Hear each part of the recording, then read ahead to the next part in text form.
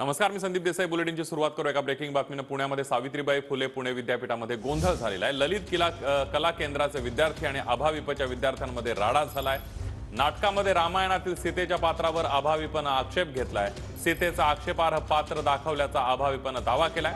आभाविपनं नाटक बंद पाडलंय. पोलीस ठाण्यामध्ये तक्रार सुद्धा दाखल केलेली आहे.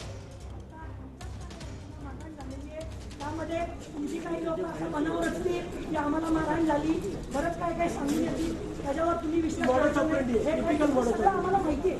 आणि आता या भावना आम्हाला काय लोक तुमच्या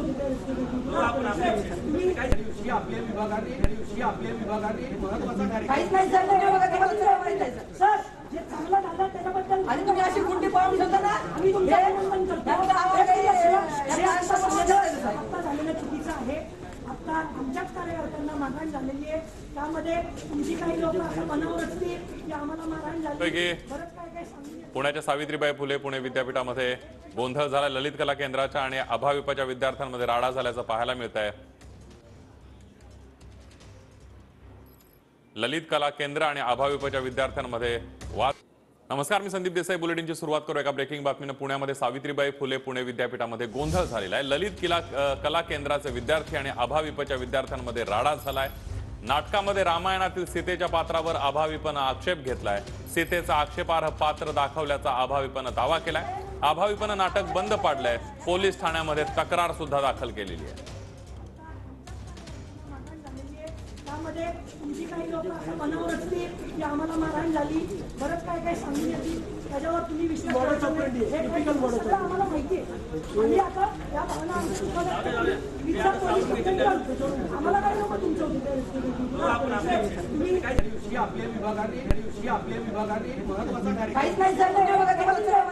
सर जे चांगलं झालं त्याच्याबद्दल आणि तुम्ही अशी गुंडी पाळून ठेवता ना, आम्ही झालेलं चुकीचं आहे. आता आमच्याच कार्यकर्त्यांना मारहाण झालेली आहे. त्यामध्ये तुमची काही लोक असं मनावर असते की आम्हाला मारहाण झाली, बरंच काय काय सांगून. पुण्याच्या सावित्रीबाई फुले पुणे विद्यापीठामध्ये गोंधळ झाला. ललित कला केंद्राच्या आणि आभाविपच्या विद्यार्थ्यांमध्ये राडा झाल्याचं पाहायला मिळत आहे. ललित कला केंद्र आणि आभाविपच्या विद्यार्थ्यांमध्ये वाद झालाय. नाटकामध्ये रामायणातील सीतेच्या पात्रावर आभाविपनं आक्षेप घेतलाय. सीतेचं पात्र आक्षेपार्ह दाखवल्याचा आरोप आभाविपनं केलेला आहे. गोंधळ झाला त्यावेळची ही दृश्य आपण बघतोय. सीता विंगेकर आम्हाला काय आवाज द्यायचे, राखी सावंत. त्याचबरोबर हे जो काही आपला इतिहास आहे, हे रामायण तुम्ही मायथॉलॉजी समजताय का? मायथॉलॉजी नाहीये. माझ्या या सगळ्या जे काही आता श्रोते आहेत आणि हे प्रेक्षक आहेत त्यांना विचारायचं आहे, हे असंच खरं राम दाखवलं आपल्याला तर काय होईल समाजामध्ये? काय वातावरण आहे माहिती आहे? अधिक माहितीसाठी जाऊया थेट आपले प्रतिनिधी अभिजित पोते आपल्या सोबत आहेत. अभिजित. संदीप, पुण्यातील सावित्रीबाई फुले पुणे विद्यापीठात आज पुन्हा एकदा विद्यार्थ्यांच्या दोन गटामध्ये राडा जो आहे संध्याकाळच्या सुमारास झालेला पाहायला मिळाला. ललित कला केंद्रातील विद्यार्थी आणि अखिल भारतीय विद्यार्थी परिषदेच्या विद्यार्थ्यांमध्ये हा खरंच राडा झालेला आहे. जब वी मेट या नावाच्या नाटकात रामायणात काम करणाऱ्या कलाकारांचे वैयक्तिक आयुष्य दाखवण्याचा प्रयत्न जो आहे तो ललित कला केंद्राच्या विद्यार्थ्यांकडून करण्यात आला होता.